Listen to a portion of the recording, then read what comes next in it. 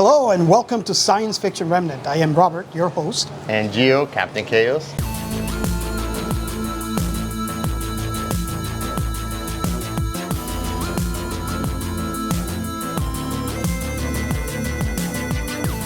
You guys are gonna see a lot of cosplays, cool cosplays, great content creators, and vendors, and lots of sand, sweat, and mosquitoes.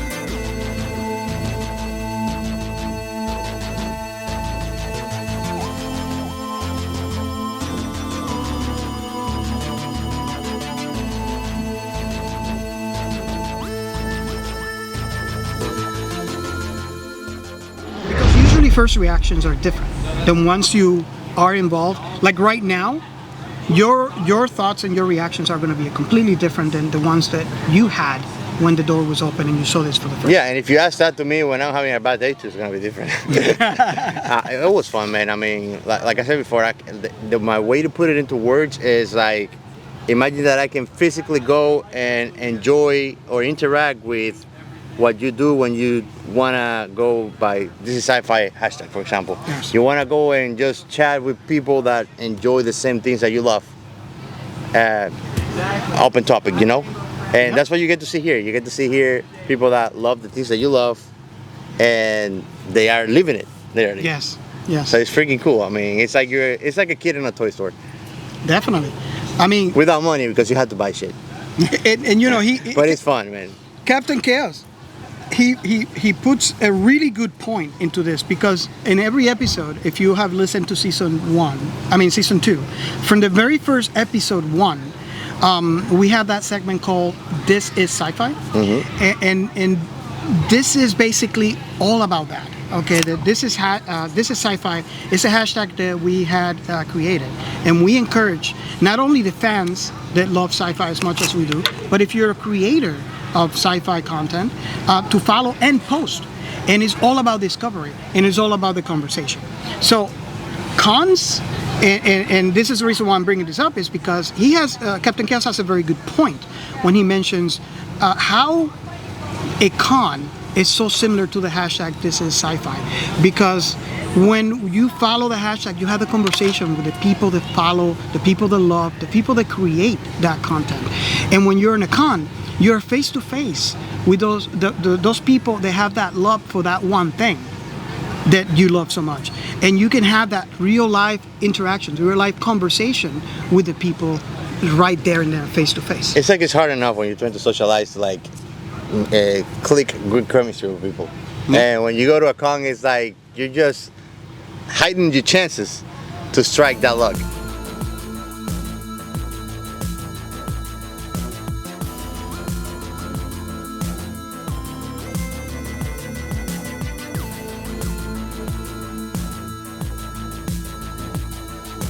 Hello, my name is Robert. We're from Science Fiction Remnant Podcast. Nice to meet you. My name's Daniel. And can you tell us a little bit about you? Yeah, of course. So these are my Daleks, both of them. I originally commissioned this one. I have put so far over 250, close to 300 hours of work on this one, mostly on electronics. I've also done repainting. Amazing. It's got a hinge mechanism that I can actually lift it up so that I can get inside of him. Oh, wow. And drive it around. That's badass. There is a motorized wheelchair in there. I've got the voice changer to sound like the Dalek and everything. Damn. It's got a handle up at the top for me to move the eye stalk.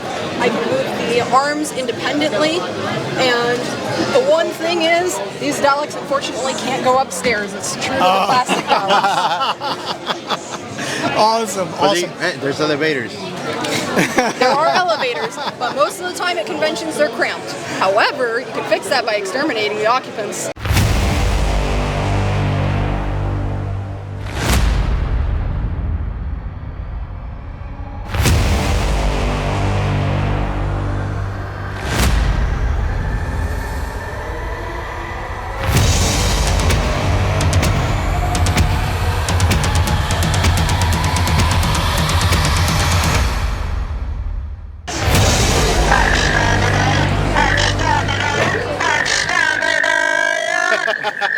Things that you didn't know, you get to enjoy it because, I mean, it's artfully done, it's enjoyable. Yeah, For all of you out there who are not familiar, I recommend you download The Mission of the Men, so you get a little sense of our very best friend here, Paul. He was in that episode. Great episode, by the way. A really deep thoughts in that episode. So if you watch The Next Generation, The Mission of the Men, you know what I'm talking about. If you haven't, I invite you to, if you can watch just one episode, just watch that one. My years, I started going to cons at the age of 16. One of my first cons was the Orlando MegaCon many years ago. That sounds like fun.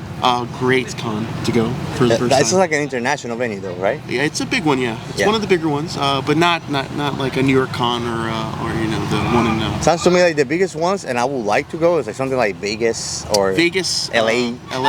San Diego Comic-Con? San Diego Comic-Cons, yeah. New York is one I have on my list. I'm being from New York City. There's one in Atlanta. And I can't remember the name. Well, you're probably talking about Dragon Con. That's a that's still good. Yes, yeah, that's one I haven't been to yet. But Dragon Con. I've done Baltimore, Tampa. They kind of blur together. I've done a lot of little ones throughout the state of Florida. And Alligator Con. They might Cheap be Wrangler Con. So if you gather from our conversation so far, you have the full range right here. You have from the noob to the medium to the expert on cons. and once you do one con, it's never the same. The communities that come together that form these cons, the fans, the passion, it's always energetic. It's always great to be part of it because, like Giancarlo said,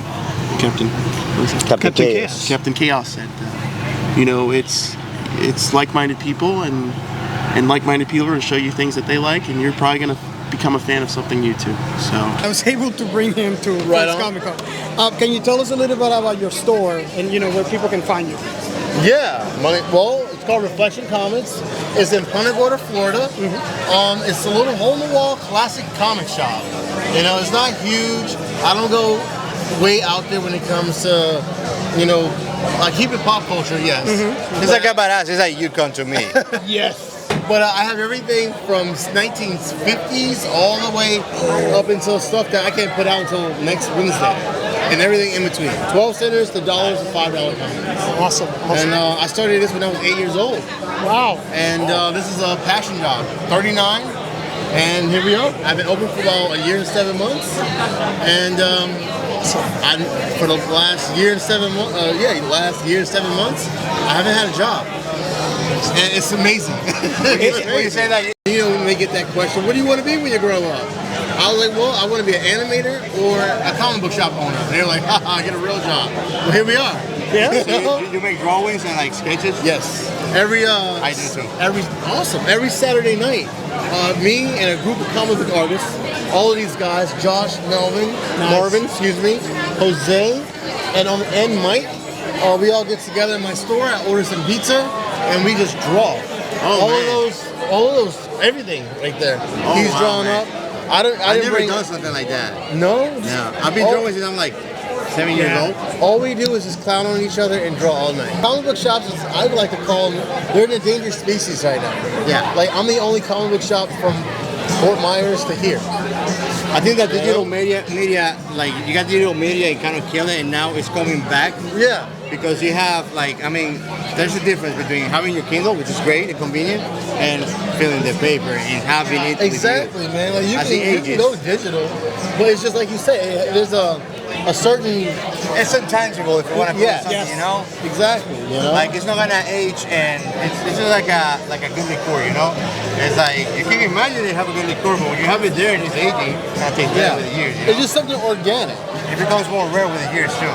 It's nice. It's the appreciation of it. And then you have the comics that came out like for a limited time that you can't get immediate. Like for example, he took my House comic, House 2 comic, and I was freaking out. Oh yeah. Because I can't find it in digital. I think I Oh my goodness. Yeah. Awesome. Nice, well, thank you so much for your time. You're very welcome. I'm gonna be checking you out, guys. I love art, so you got a fan here. Talk to my guys down there. He has a comic book that's in the setting of the comic book is in Fort Myers. Oh. Yeah, and it's called Hardcore. Main character is 8-Ball. And like I said, the setting is in Fort Myers, and all of these guys get superpowers from the Red Tide that right? I know. Oh, wow. Yeah, and that also went into the air and the waters of the Okeechobee River. So I like that. he keeps it real. It's sci-fi. It keeps it real. It sounds sci-fi. Yeah, Right? yeah. Right there. Check him out. He was telling us about your comic book. It sounds very sci-fi. It's sci-fi, it's urban, it's right here in Fort Myers. That's what we like. Comic book, I colored it, I lettered it, I did everything myself. Well, he was kind of giving us a little bit of background on the story. And one of the things that really appealed to us in the original about is the fact that you bring it home. Yeah. You keep it home. keep And it the story is also home. Yeah. So, do you mind telling us, telling our audience a little bit? I mean, it doesn't have to be just an overview of what the story is about. Well, basically my comic book explains to you exactly what's happening with the red tide that comes through Lake Okeechobee and stuff like that. Due to that red tide having like these xenospores into it that's coming through from this leakage from a ship that actually crash landed in Lake Okeechobee. So under Lake Okeechobee is a crashed spaceship. Okay? And the stuff and It's our show, yes. and it's those spores and stuff are leaking from that ship, so that's contaminated the red tide, made it even worse. It's contaminated the land, the food, and everything that we're getting from around here. It's in us. Some people it changed for the good, some people it changed for the better, and some people are just carriers of that DNA that's in their system. And it makes total sense because it's like one thing is not gonna make the same effect on everybody because Exactly. of the organism. Exactly. So those who get affected, some of them come out with superpowers and stuff. Those are and then the other ones that come out, sometimes it mutates their body because their body couldn't handle it. And other people, like I said, are just carriers. Everything is like- superhero culture, man. Exactly. Like we got enough superheroes in New York. Let's bring something to Florida. Bring it home. I love that. So let's bring some superheroes to Florida. So I invite everybody to go in and purchase the anime. I mean, there's video games, bro. I love video games. Who doesn't? Oh, we got to play. What was that game? It was Mario AR. So it's like, imagine you play Mario Kart. I didn't realize this till actually I dropped the remote. I picked it up again, and then I saw what was going on the stage behind us. But there's actually Mario little carts that you're driving remote control that look like you're playing the video game. And it's I didn't realize it's that. a course. Yeah, no, I did not realize that until I dropped it. Then I went and put the camera to record it. So I put like a GoPro like in a corner of the track so you can see the real little cars. But it was pretty kick-ass to see even him awesome. walking around and like picking it up. When he was doing that, I was imagining actually the little turtle in the cloud picking up the cars. It was fun, man. The poor guy kept on trying to get me out of the ditch. But it was really interesting because every time I crash, you see the guy running to where my card is in real life and moving that little card back into the course. Yeah. So it was really, really, really fun. It was fun, man. I mean, I'm still having fun. And I mean, I want to go to another one. I actually was talking to Paul. There's going to be one in Tampa. Yes. I might make a disarrangement or something, but I want to go. What is the challenge here? For me to actually school him on Street Fighter. Challenge accepted. Challenge accepted.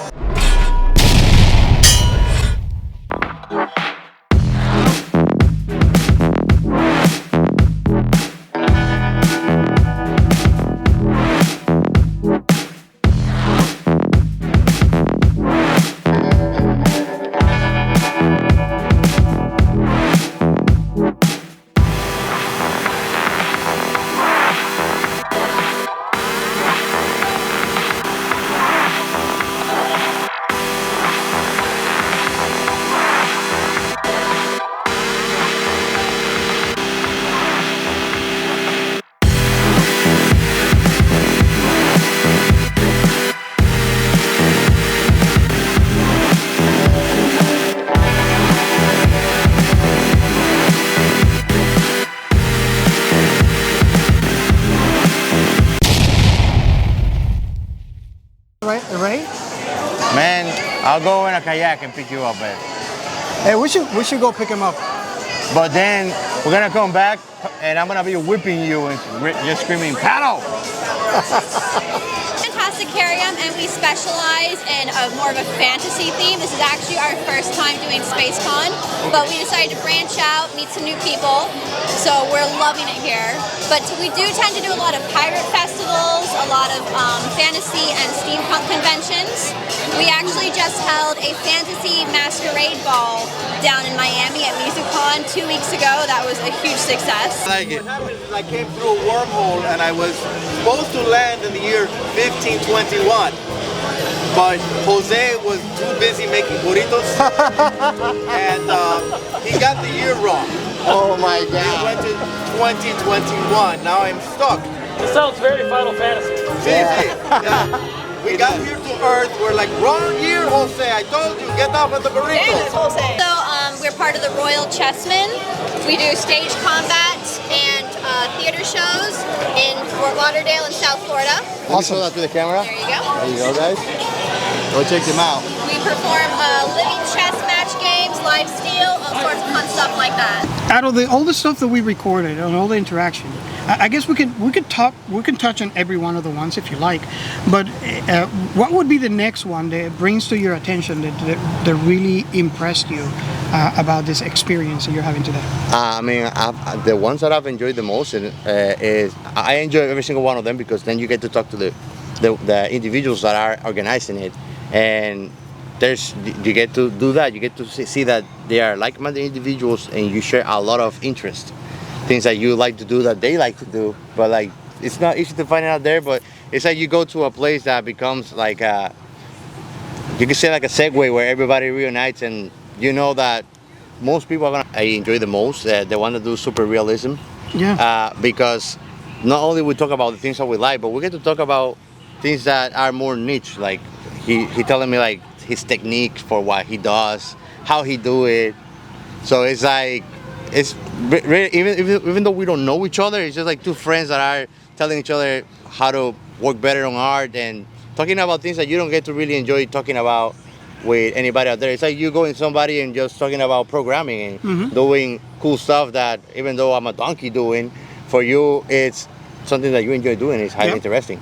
You really talk about your passion. Exactly. And that's exactly what this is. That's exactly why, the passion about the con is you get to, I mean, you might not be into a particular thing, but there's so many things in the con that you will find that one thing, and you're gonna have that deep conversation about that thing that you love. How about yourself? What's your name? My name is Brian. Robert? Nice to meet you. This is my wife, Caitlin. And we are the Southwest Florida Ghost Corps, your friendly neighborhood Ghostbusters here in Southwest Florida. We started cosplaying the Ghostbusters out of fun. A bunch of our friends have franchises all the way up in like Orlando and Tampa. We're like, hey, there's no one near this area. So we're like, all right, I have a white car. Let's just paint it red with the red stripes and slap a logo on it. And now we're a full-fledged thing. Awesome. When did you guys start it? Last October. Last October? Yeah, it was officially in November of 2022. That's when we made the Instagram, came up with the logo. Brian started painting his car. Slimer came from Facebook Marketplace. Stay Puft came from Facebook Marketplace. The smaller Stay Puft was a wedding present, actually, and it was just all a team effort. Awesome. It's freaking awesome. And can you tell our fans where they can find you? Okay, so actually, if you pan right over to our label right here, we are SWFL Ghost Corps on both Facebook and Instagram. There you go. The QR code leads to our link tree, which has everything in it. Awesome. Thank you so much. I really appreciate it. Thank you. Thank you. This is so really cool. So can you tell our audience about, what you do, where your store is at, a little bit about yourself and how they can find you? Sure, definitely. So first of all, my name is Alan, and this is my partner, Ignacio Leon. So we decided to start the business together more than anything we started as a hobby, and we decided why not make it into a business. So we picked up steam and we decided to do that. We originally started selling Japanese cards for Pokemon, Nice. and then we expanded, as you could see, into anime figures. Oh my God. So we have nice. several distribution from international and in the US now. Awesome. Yeah, it's the And brains as of the operation right As here. you can see, we have Pokemon cards, White Schwartz. These are the really popular cards that have the signature. Nice. Those are the signature anime cards that have actual signatures from the voice actors. Nice. Ooh. That's super cool. That's it, man. Awesome. And where they can find you? Are you guys local? Do you guys have a website? We actually are from Naples, Florida. And we sometimes set up at the market. That's Flea Masters Flea Market in Fort Myers. Okay. Which is right down here. So if you're local, you can find us. Awesome. We're there every Sunday, or you can find us online, liongamingstore.com. Awesome. Yeah. Also, if you wanted to get a shot of our banner, we have our little QR code as well. If you guys wanted to check us out online. I taught Captain Chaos something today. And then here's the thing: you've been trying to get me to D&D, even though I haven't just done it. But I can appreciate the effort, passion, and time that it takes to build your set, to paint your little figurines. Sometimes people actually order them to get 3D printed, then curated it, then paint them. I mean, I think that, what's more amazing than making art and then play with it? Yes. The story that goes And make it, and make a custom story. Like, it's not like you play a campaign that is the same every time. No, you're doing something that it's just like you're making your own journey, a quest. I mean, how cool is that? And they're your own, because I mean, you could get the same figurine, and yours is always going to look different than someone else's. Yeah, because it's your thing. Exactly. You know, it's like most of the time I've seen people that they make it to order. So it's like before you show me, I didn't know you can have a character sheet where you create your character. Yeah. And giving all the details, his background, why he's who he is, where he comes from, his powers. And then making that figurine is like, you're doing really, it's like reliving your childhood golden memories. And let me explain for the audience why I said that I taught something to Captain Chaos today. Because nobody can teach me anything. He did not know what Robotech was. And the way that I explained it, you remember how, and of course, that might be wrong, but it's just a dumbed down version for him to understand. And do you remember what I said it was? D&D and robots. Mecha and D&D. Mecha and D&D, yeah. So if you're a mecha lover? What could go wrong? Nothing. Yeah, there's a battle type presence in Southwest Florida. Exactly, the legends, the veterans, the old guard. And we're slowly starting to get these guys to come out. And they've got grandkids, nieces, nephews, you know, their kids that they're also bringing with them, being like, hey, look, this is something I did when I was your age. Do you want to try it? And they get involved. That's something that I like about it. It's like it reunites generations together. Oh, yes. Yeah, absolutely. Oh, yes. And it makes you all together. The game's been around. Sorry? Everybody gets to enjoy together, like same age range, even if you're generations apart. Oh, yeah, absolutely. I mean, there's 5-year-olds that play. So, and it's not a very hard game to pick up. It's been around since the early 80s. 1982 was the first edition. So it's very long standing. It's even been out longer than Warhammer. Did it look like that when like 1980s? No. So originally when it first came out, all of your map boards were hex based. Yeah. So they would be a lot smaller than this and have little hex designs on them which your units could move through. And the original units were actually cardboard cutouts. Okay. Ooh. What about like the design of the mechas? Like, did they all look the same, or like they have evolved towards the years? Like you can see that they've evolved over the years, but it's taken a lot of time for them to get to the point they're at now.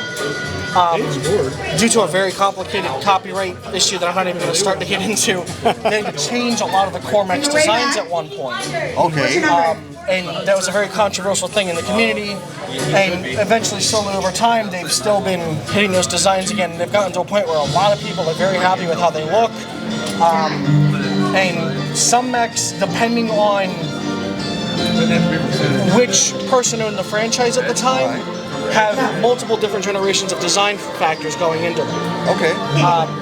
And even between the video game adaptations, because of licensing rights, the mechs get designed differently in there, and due to the 3D modeling and 3D printing community becoming much more prevalent, people will make replicas of those that are in the video games because they like the way those ones look better.